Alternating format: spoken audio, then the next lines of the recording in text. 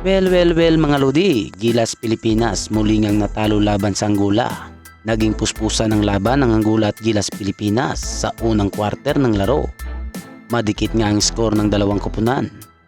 Hirap ding makakuha ng rebound itong si Junmar Pardo at EG Edo sa naglalakihang big man ng Angola. Naging madikit ang depensa kay Jordan Clarkson kaya nahirapan itong makagawa ng puntos. Pinasok nga itong si Kai Sotto sa huling minuto ng first quarter at nakakuha ng puntos sa magandang hook shot nito. Yun nga mga chong, muling pinasok nga itong si Kai Sotto sa huling minuto ng third quarter at nagawa niyang nilimitahan ng offensive rebound ng kalabang koponan. Kapansin-pansin nga ang hindi paggamit kay Rinsabando dito sa first to third quarter ng laro.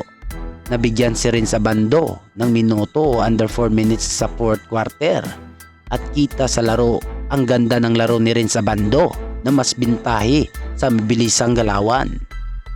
Nagkaroon ng momentum ang Gilas Pilipinas at naibaba pa sa 5 points ang lamang sa natitirang minuto sa fourth quarter mga chong. Ngunit nagkaroon ng momentum ang Angola at nagawa ngang manalo nito sa score na 70-80 in favor nga sa Angola.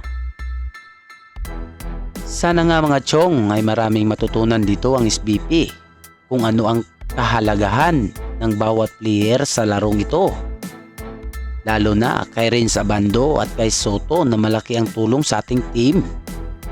Andun na kasi yung hinahanap nila na bilis sa katangian ni Rinsabando at tangkad sa katangian ni Kai Sotto.